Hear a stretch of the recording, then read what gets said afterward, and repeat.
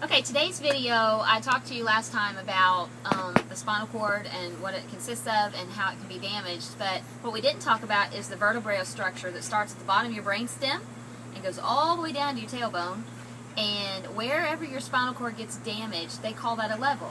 So if you get a bunch of paralyzed people together in a room, here's the common question. So, what level are you? And we all start spouting off numbers like, oh, I'm a T10, I'm a C5, C7. That's not a secret code. It means where our injury occurred. Actually, for me, I'm a C5 through C7, but I'm an incomplete injury, which means some signal gets through, my hands work, I actually function more like a T8, T10 paraplegic. I have sensation issues higher. There are numb spots on my upper body and down certain arms. If I get really tired, my hands are weaker and my triceps are weaker. But overall, I function great muscularly. There's just some sensation issues. But from about my ribs down, everything is gone. That's just the variation of paralysis. So wherever you hear somebody say a number, that corresponds with a vertebrae number on your spine. We have our cervical level, you have your thoracic level, which is the center of your body, and then you have your lumbar level, which is down at your lower back. So if somebody has an L1 injury, they're injured very low. It's probably going to be from about here down, their paralysis. If somebody's injured in the T-zone, wherever the higher injury is, or the cervical zone, that's the higher level of degree that you can be incapacitated, depending on whether it's a complete or an incomplete injury. So with those injuries and the complete versus incomplete, many times, since I told you more people are incomplete injuries, we have what's considered nerve pain.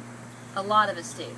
So I would say most of us do in one way or another. There are some complete injuries that say everything's so completely gone they don't have any nerve pain. But most of us have nerve pain.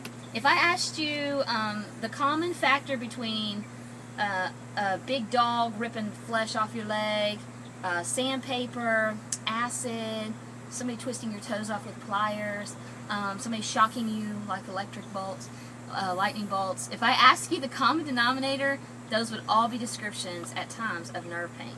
So at any time, there's something going on in my body that I'm feeling. I try to stay very busy.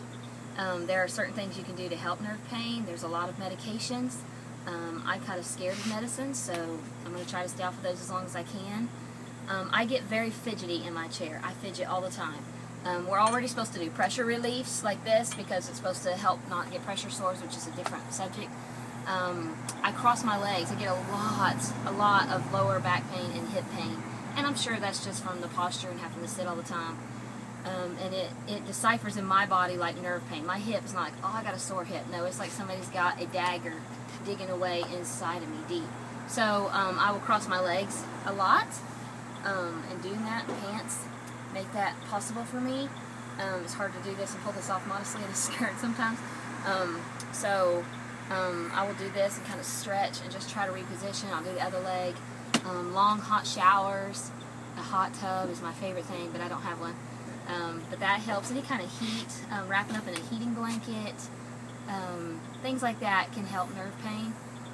People will give you a lot more options I won't go into. Some of them are legal and some of them are not, that they do for their nerve pain. But for me, I've stayed off of pain medication so far. And then real pain. How do we know where real pain is? We don't always know where real pain is. We don't feel a lot. You could probably stab a knife in my leg and I don't think I would feel it, unless I would feel it up here in my shoulder or something weird. We have a lot of referred pain. It's just an unusual injury. Your spinal cord really is the center for everything. When that gets disrupted, your body just gets really confused. And the next videos that I'm going to be doing, because I'm trying to keep this short, but the next series of videos, I'm going to be talking about different things that you may not ever think of with a spinal cord injury, that beyond just not feeling or not moving, there's a lot of things involved. So wherever the injury occurs, the higher the injury, the higher the paralysis on your body. What the numbers mean, C5, T2, what those mean is where we're injured, and then just discussing nerve pain and pain. So I hope you learned something today. Thank you for watching.